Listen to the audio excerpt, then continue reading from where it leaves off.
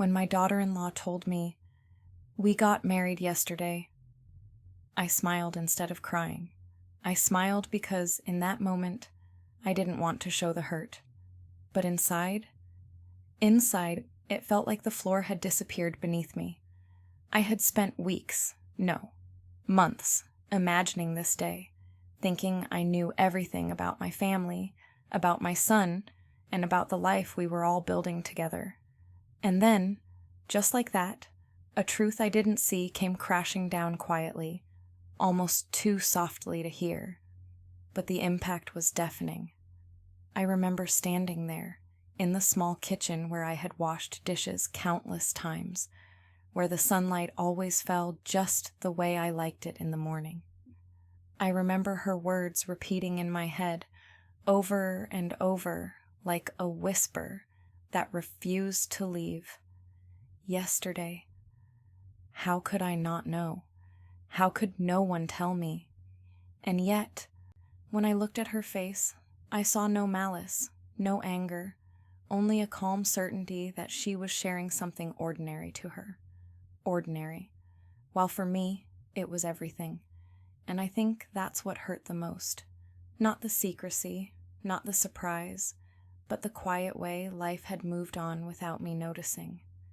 I realized then how easily we can drift apart from the ones we love, even in the same house, under the same roof. How moments slip through our fingers, leaving only the echo of what could have been. I could have shouted, I could have demanded answers, but I didn't. Instead, I closed my eyes and tried to breathe. I tried to let the initial shock settle, and in that quiet, I began to notice small things, the smell of the tea she was making, the hum of the refrigerator, the sunlight on the floor, and I wondered if, maybe, I had been too busy, too distracted, too focused on what I thought I knew, to truly see what was happening around me. I have always believed in family. I grew up in a home where every meal was a celebration, where birthdays were more than just days. They were memories stitched into time. My parents worked hard, and they taught me the importance of respect, kindness, and loyalty. I took those lessons with me when I raised my son, my pride and joy, the quiet heartbeat of my life. Our home is modest, but full of warmth. The living room has a soft, worn sofa, a small wooden table in the center, and photographs lining the walls, pictures of generations, smiles frozen in time. The kitchen is where the magic always happens, where morning light falls across the counter, where tea is made, where stories are told. I spent countless mornings there, watching my son grow, watching him laugh, watching him make mistakes and learn from them. He always had a gentle spirit. From the moment he could talk, he spoke with care, with thoughtfulness, always asking questions, always wanting to understand. As he grew older, I noticed how he respected others, how he carried the lessons of home into the outside world. And yet, like any parent, I also worried. I worried about the friends he kept, the decisions he made, the people he trusted. Then came the day I first met her, my daughter-in-law. She seemed quiet, shy, and polite, but there was a spark in her eyes that I couldn't ignore. I liked her immediately because I saw the way she treated my son, with respect, with warmth, and a patience that matched his own. Over time, we built a connection. Small conversations in the kitchen, laughter at the dinner table, shared glances when life became too busy to say anything out loud. I thought I knew her, and I thought she knew me. I never imagined that she would keep a secret like this from me. And yet, when she said, "We got married yesterday," I understood that life doesn't always follow the stories we expect. Sometimes, it moves quietly, secretly, leaving us behind, wondering where we went wrong, or if we even did. In the days after her announcement, life felt strange. I watched my son walk around the house, quiet and careful, as if he was carrying a weight he didn't know how to share. I tried to speak to him, to ask questions, but he smiled and said, "It's nothing, Mom. Everything's fine." And I believed him at first, because what else could I do? But then small things began to stand out, notes left on the table that I hadn't seen before, quiet conversations that stopped when I entered the room, little glances between them that I didn't understand. I began to feel invisible, like a ghost in my own home. It wasn't about being told or not told. It was about the distance that had grown without my realizing. I remember one evening, sitting in the living room, watching them laugh together over something small. I wanted to join them, to be part of the moment, but I felt like I didn't belong.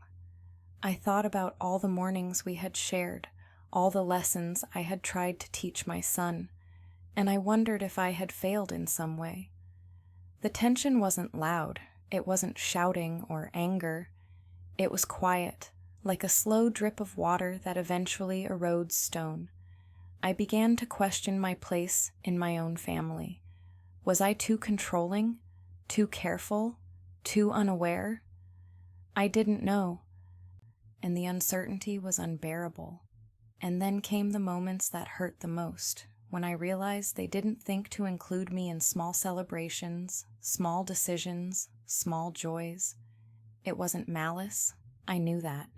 It was just life moving in its own way, and I was watching it from the outside. The real breaking point came one afternoon when I found a letter on the kitchen counter. It was a wedding invitation. No, not an invitation.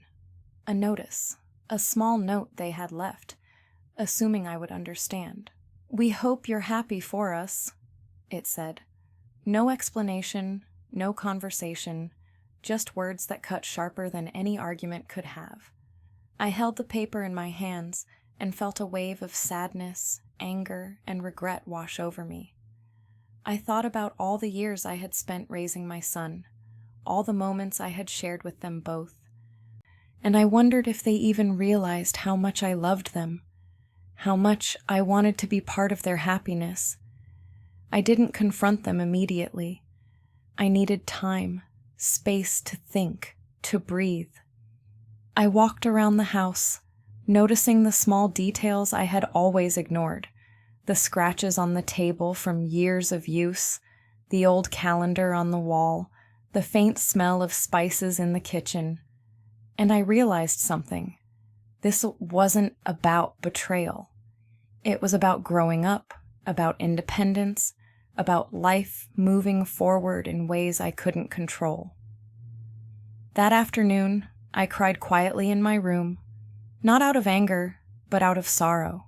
Sorrow for the moments I had missed, for the distance that had grown, for the realization that love sometimes doesn't come with explanations. Over the next few weeks, I began to see things differently. I started small conversations again, asking questions not about the wedding, not about the secrecy, but about their lives. I learned to listen without judgment, to smile without pretending, to accept that my role in their lives was changing, but it was still there. I joined them at meals, quietly at first, then with more confidence. I shared stories of the past, lessons I had learned, memories that made them laugh. I realized that love isn't about control or knowing everything. It's about presence. It's about showing up, even when life surprises you. And slowly, the hurt began to fade. Not completely, not immediately, but enough to breathe again. Enough to feel joy at their happiness without feeling left behind. I found a quiet strength in acceptance, in understanding, in patience. I also discovered that family isn't about being included in every moment. It's about the connections that endure even when life moves forward without warning. It's about love that adapts, that changes, that survives in silence as much as in laughter. Now, when I look back at that day, the day I learned about their marriage, I smile, truly. Not the nervous, hurt smile I wore at first, but a smile of understanding. Life has its ways of teaching lessons, sometimes through pain, sometimes through quiet surprises. I realized that love is patient, love is forgiving, love is seeing someone move forward and being happy for them, even when your heart feels like it's been left behind. I learned that families are not static. They grow, they change, they bend and sway with life's winds, and through it all, love remains, quietly, patiently, waiting for us to recognize it again. I still remember the first words my daughter-in-law said, and I smile because I understand them differently now. We got married yesterday, and I know that life will continue to surprise me, to teach me, to challenge me, but I also know that I am strong enough to endure it, patient enough to forgive it, and loving enough to embrace it. And that is the quiet lesson of my story. Life moves in ways we cannot control. People we love will make choices we don't expect. But the love we carry, the patience we practice, the understanding we nurture, they are ours to keep. And if we hold on to them, even the hardest moments can become gentle memories, guiding us to a deeper, quieter joy.